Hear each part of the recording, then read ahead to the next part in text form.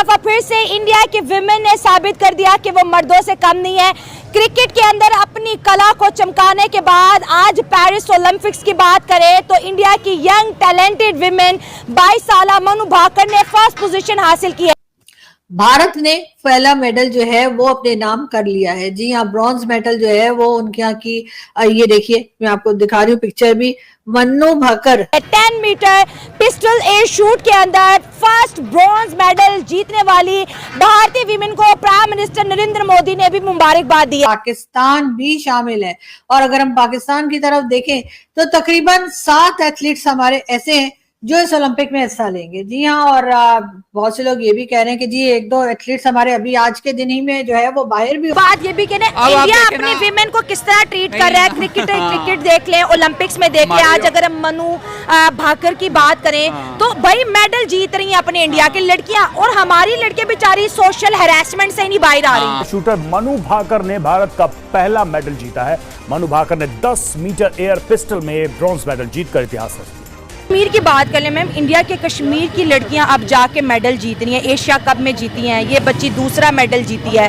लड़कियों को equal rights वहां मिल रहे हैं तो वो परफॉर्म कर रही है ना। ओलंपिक्स के अंदर ये पहला मेडल है हिस्ट्री में जो एक लड़की ने जीता है। इंडिया कर रहा है, हम क्यों नहीं कर रहे? बस नमस्ते दोस्तों, welcome back to my channel world special. दोस्तों, वीडियो को आगे देखने से पहले हमें लाइक करें, कमेंट करें, सब्सक्राइब करें। धन्यवाद। इंडिया के कश्मीर की लड़कियां अब जाके मेडल जीत रही हैं, एशिया कप में जीती हैं, ये बच्ची दूसरा मेडल जीती है। लड़कियों को इक्वल राइट्स वहां मिल रहे हैं तो वो परफॉर्म कर रही है ना। ओलंपिक्स के अंदर ये पहला मेडल है हिस्ट्री में जो एक लड़की ने जीता है। इंडिया कर रहा है, हम क्यों नहीं कर रहे? बस यही वजह है कि वहाँ पे जो खवातीन हैं हरासमेंट का सामना उनको भी है, ऐसा नहीं कि नहीं है, अच्छे बुरे हालात उधर भी वहाँ पे भी हैं, शायद यहाँ से ज्यादा बुरे हैं, लेकिन वहाँ पे जो प्रमोशन है गेम्स की वो इंटरनेशनल स्टैंडर्ड की है। वहाँ पे जैसे आपको मेल प्लेयर्स के लिए प्लेटफॉर्म दिया जाता है वैसे ही फीमेल्स के लिए भी प्रोवाइड किया जाता है। अगर यहाँ पे भी फीमेल्स के लिए वैसा ही एक माहौल प्रोवाइड किया जाए तो क्यों नहीं। यहाँ पे भी बहुत ज़्यादा टैलेंट है। मैं खुद पर्सनली बहुत सारी फीमेल प्लेयर्स से मिली हूँ। अभी मैंने रिसेंटली कुछ ऐसे चलते फिरते ही न्यूज़ सुनी कि इंडिया की क्रिकेट टीम औरतों की वो जीती है, उसने पाकिस्तानी क्रिकेट नहीं वो हराया था एशिया कप में पाकिस्तान को हराया था। लेकिन कोई मैच हुआ इंडिया पाकिस्तान का, उसमें भी इंडिया की ही टीम वो जीती है। तो ये सब यही वजह है कि उनको एक प्रैक्टिस का माहौल नहीं मिला। गेमों पे बजट भी बहुत लगा, बजटिंग बहुत ज्यादा है। हमारा बजट तो जीरो बराबर है। हॉकी पे तकरीबन वो 2-2.5 करोड़ पे खर्च कर रहे हैं महीने का, पता नहीं इतना।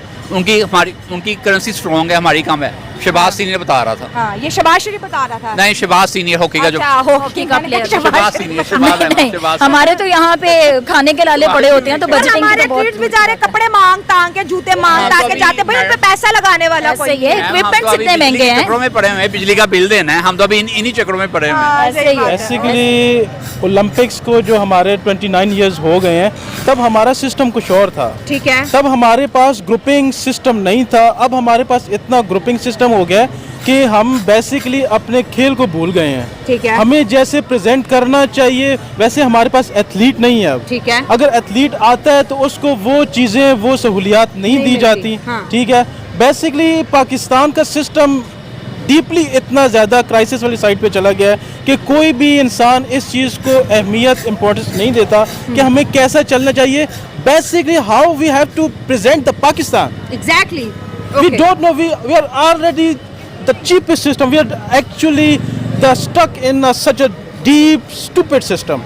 ठीक है, हमें कोई पता नहीं है कि हमने पाकिस्तान को प्रेजेंट करना है और बहुत अच्छी तरह से प्रेजेंट करके दुनिया को दिखाना है कि हम बहुत अच्छे हैं। जो हमारे तरफ दहशतगर्दी और इस सिस्टम को हमने फोकियत दे दी है, हम तो बम ब्लास्ट से बाहर आएंगे तो आएंगे। हमारे मुल्क में खबर क्या, बम फट गया, ऑपरेशन सर्च हो रहा है।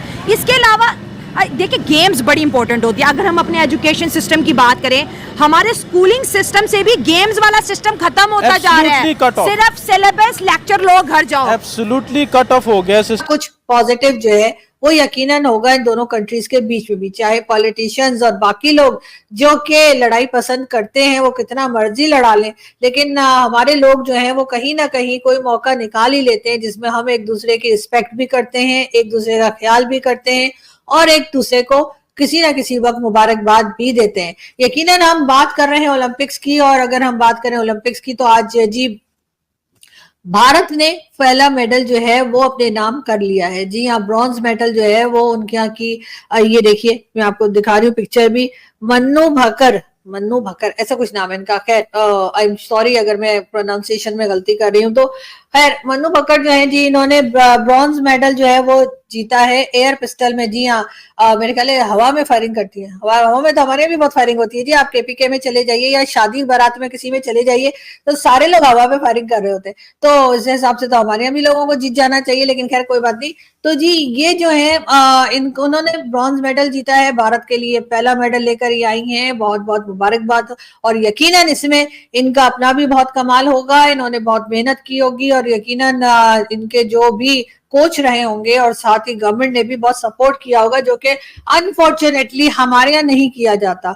हमारे यहाँ भी अगर हम अपने स्पोर्ट्स के लोगों को थोड़ा टाइम दें, हमारे यहाँ सही से उनकी कोचिंग की जाए, उनके ऊपर कुछ पैसा खर्च किया जाए, अपने थोड़े से कॉर्नर के प्लॉट और ये वो चीजें छोड़कर अगर इनके ऊपर तवज्जो दी जाए तो यकीनन हमारे यहाँ से भी लोग निकल सकते हैं और बहुत अच्छे स्पोर्ट्स में आगे बढ़ सकते हैं। लेकिन बात करेंगे एक बार इन दो लोगों की, जो कि पाकिस्तान स्विमर्स जो हैं वो फेल हो गए और क्वालिफाई नहीं कर सके सेकेंड राउंड के लिए।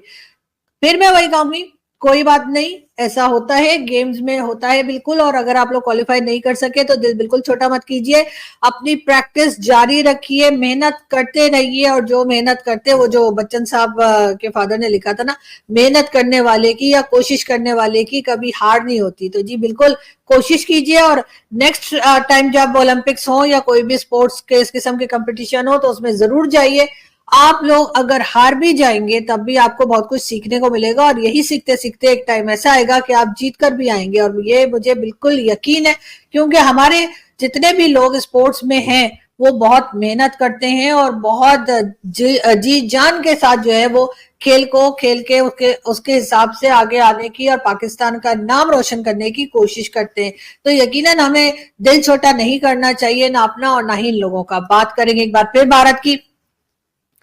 जी हाँ, और ये आपको नजर आ रही हैं और इनका नाम है निघत जरीन। जी हाँ, निघत जरीन जो है वो हिस्सा ले रही है भारत की तरफ से बॉक्सिंग में, यानी कि जी हाँ, बॉक्सिंग में हिस्सा ले रही है। और बहुत लोगों को बहुत उम्मीद है, लोगों का ख्याल है कि निघत जरीन जो है वो कोई ना कोई मेडल लेकर आएंगी। चले वो भी हम देखेंगे और जैसे ही कोई और मजीद कोई मेडल आएगा, जो कि हमें उम्मीद है कि हो सकता है पाकिस्तान से जो लोग गए हैं वो भी कोई ना कोई मेडल ले आए। हम दुआ कर रहे हैं, अभी तो खैर पूरा ओलंपिक है और अभी बहुत टाइम है, हो सकता है कि ले आए। हमारे यहाँ से तकरीबन 7 के करीब लोगों को भेजा गया है।